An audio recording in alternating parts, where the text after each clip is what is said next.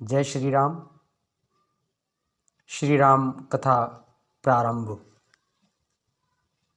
राजा जनक ने मिथिलापुरी में सीता स्वयंवर रचाया हुआ था। बहुत दूर दूर के राजागण वहाँ पे आए थे, बड़े बड़े योद्धा, बड़े बड़े महान शक्तिशाली राजा, सभी ने वहाँ पे राजा जनक की शर्त के अनुसार धनुष पर चिल्ला चढ़ाने की कोशिश की, लेकिन कोई धनुष को हिला भी नहीं सका।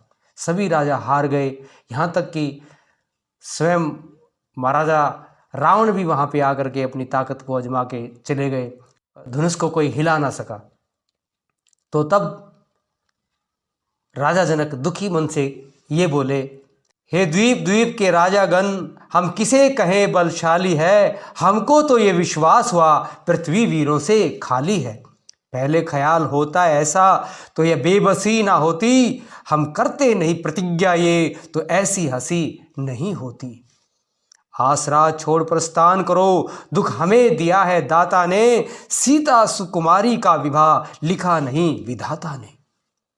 वीर भूमि पर छा गए करुणा रस की ओस, बाजे में बजने लगा खेद भरा अफसोस। लखन लाल पर उस समय बड़ा विशेष प्रभाव, उस रघुवंशी में जगा अपना वंश स्वभाव।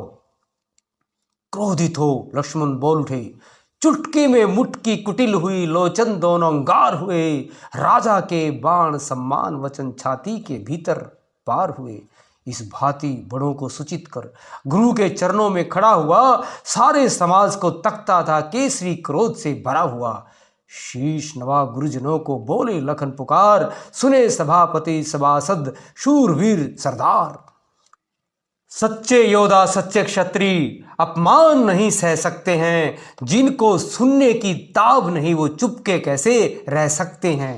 रघुवंशी वीरों के होते ऐसे भी कोई कहता है, जैसा अफसोस भरा बासन मिथिला के महाराज का है।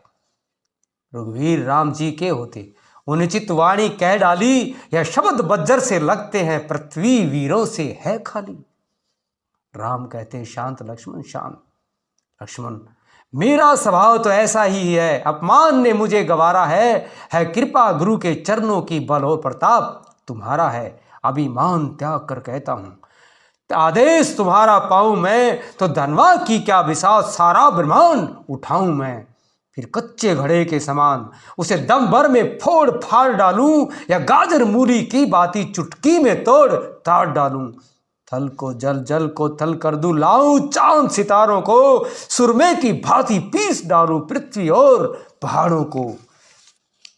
फिर धनुष पुराना घिसा पिटा, तिनकेसा किस गिनती में है, सैकड़ों कोस तक ले दौड़ूं, इतना बल तो उंगली में है। राजा जनक राजकुमार को देख करके हैरान होता है। तभी विश्वामित्र बोलते हैं, बेटा जरा धैर्य से काम लो और थोड़ी देर के लिए गुस्से को थाम लो। यहाँ इस समय तुम्हारा तेजी से आना उचित नहीं है, यह लड़ने भिड़ने का वक्त नहीं।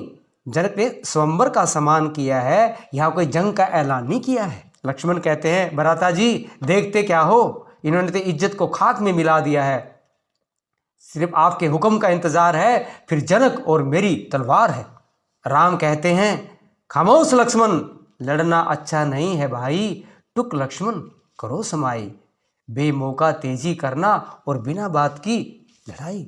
विश्वामित्र कहते हैं, राम उठो मत देर करो, तुम ही ये धनुष उठाओगे, और किसी की नहीं ताकत चिल्ला तुम ही चढ़ाओगे। रघुकुल का नाम करो रोशन, दशरथ का यश फैलाओ, निश्चय ही विजय तुम्हारी है, तुम सीता को अपनाओ। राम खड़े होकर बोलते हैं, हुक्म गुरुजी आपका, सिर माथे मंजूर, अब तक तो चुप रहा था मैं भी मजबूर। आशीर्वाद है आपका, अगर राम के साथ मुश्किल है कुछ भी नहीं है, मामूली सी बात, लेकर तेरा आसरा चला ये करने काज। हे ईश्वर मेरी आज सभा में रखना लाज। तो श्री रामचंद्र जी धनुष के पास जाते हैं और जैसे ही चिल्ला चढ़ाते हैं, धनुष के दो टुकड़े हो जाते हैं। तो आज इतना ही। जय श्री राम।